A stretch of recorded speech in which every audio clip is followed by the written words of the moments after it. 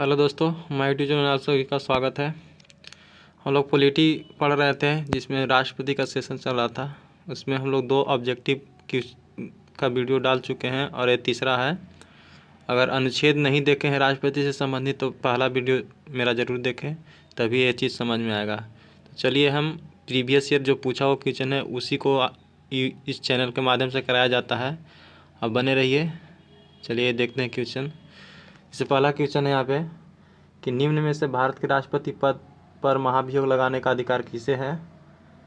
तो महाभियोग जो लगता है वो कौन लगाता है, तो संसद के दोनों सदन कहे तो संसद के कितने अंग होते हैं, तो अंग 3 होते हैं। ठीक है, लोकसभा, राज्यसभा और एक होता है राष्ट्रपति, और चौथा अंग माना जाता है मीडिया को। इसमें लोकसभा और राज्यसभा ये दोनों मिलकर जो अलग अलग सदन होते हैं, लोकसभा, राज्यसभा, वो किसी सदन में भी राष्ट्रपति के प्रति महाभियोग लाया जा सकता है। संसद में लोकसभा को बोलते हैं निम्न सदन और राज्यसभा को उच्च सदन बोलते हैं। लोकसभा का उल्लेख अनुच्छेद कहेगा तो 81 में हो जाएगा, और राज्यसभा का कहेगा तो 80 में हो जाएगा, और संसद कहेगा तो 79 में। ठीक है, नेक्स्ट।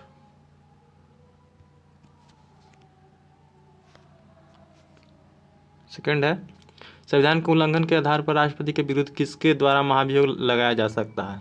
तो यही क्वेश्चन है, सदन के दोनों सदनों से, यानी सदन के दोनों सदन में लाया जाता है। या तो लोकसभा के माध्यम से लाया जाएगा महाभियोग राष्ट्रपति के प्रति, या फिर राज्यसभा के माध्यम से लाया जाएगा। ठीक है, नेक्स्ट। भारत के राष्ट्रपति पर महाभियोग चलाने के लिए कम से कम कितने दिन पूर्व सूचना आवश्यक है। तो राष्ट्रपति पर महाभियोग लगाया जाता है तो उसकी सूचना संसद को देने पड़ते हैं कितने दिन पहले, 14 दिन पहले, ताकि राष्ट्रपति को पता चले कि किस वजह से मानो हमको हटाया जा रहा है पद से।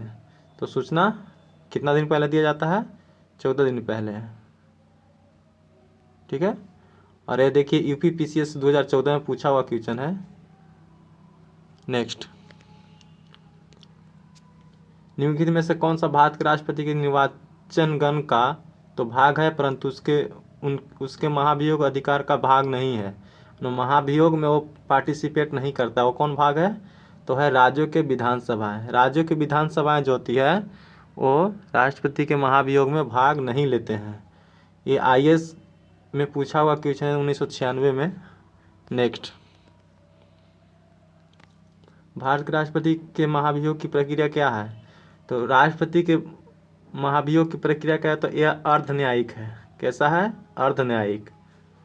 ठीक है, नेक्स्ट।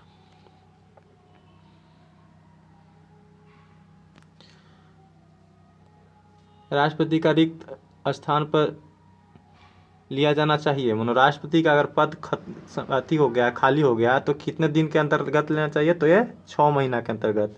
ठीक है, और अनुच्छेद 52 कहता है कि भारत का एक राष्ट्रपति होगा। 53 कहता है कि भारत का राष्ट्रपति एक कार्यपालिका संघ का प्रधान होगा। ठीक है, और 61 में राष्ट्रपति का महाभियोग है ना। चलिए नेक्स्ट देखते हैं।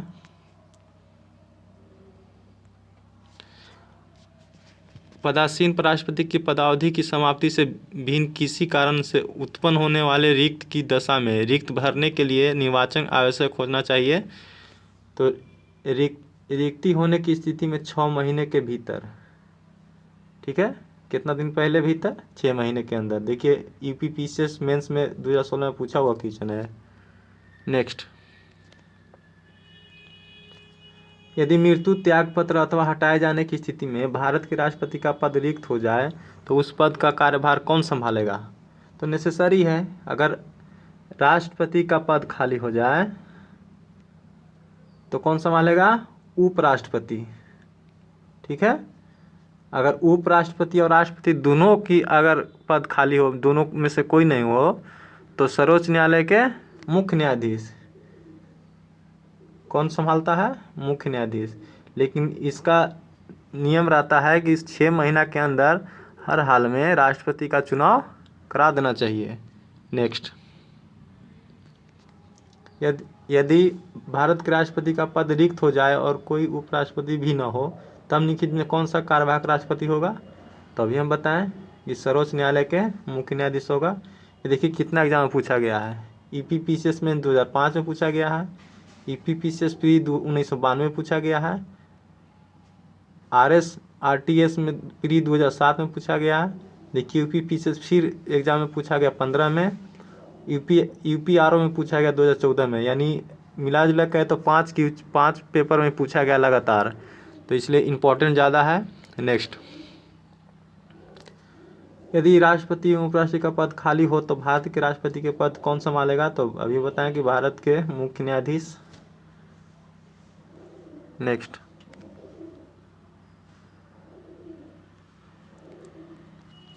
यदि भारत में राष्ट्रपति एवं उपराष्ट्रपति का पद एक ही समय बिंदु पर खाली हो जाए तो राष्ट्रपति का पद अस्थायी तौर पर निम्नलिखित में कौन संभालेगा? तो भारत के सर्वोच्च न्यायालय के कौन? मुख्य न्यायाधीश। ठीक है, UPPCS 2014 में पूछा हुआ क्वेश्चन है। नेक्स्ट, अपने कार्यकाल के दौरान कथन और निष्कर्ष है। अपने कार्यकाल के दौरान भारत के राष्ट्रपति के विरुद्ध किसी भी न्यायालय में मुकदमा नहीं चलाया जा सकता है। ये बिल्कुल सही है, क्योंकि राष्ट्रपति के प्रति मुकदमा नहीं चलाया जाता है।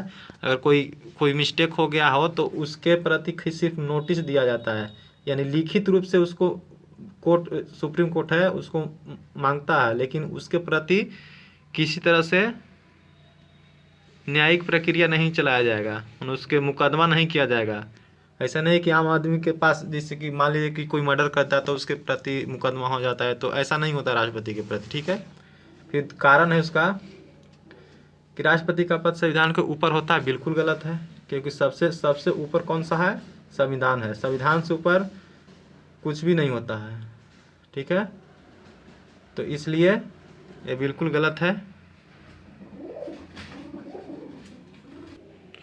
तो दोस्तों ये दोनों कथन गलत है कि राष्ट्रपति पद संविधान से ऊपर होता है। बिल्कुल नहीं, संविधान सबसे ऊपर होता है, इसके बाद ही राष्ट्रपति होता है।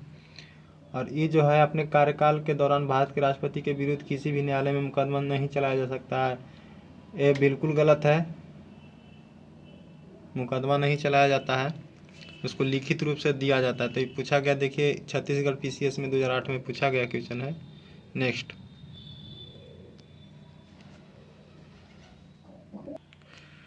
अगला है, भारतीय संविधान के निम्नलिखित में से किस एक संशोधन द्वारा राष्ट्रपति को कोई भी मामला मंत्रिपरिषद द्वारा पुनः विचार किए जाने के लिए वापस भेजे जाने का अधिकार है? तो 44वां संविधान संशोधन के तहत कब हुआ था? 1978 में हुआ था।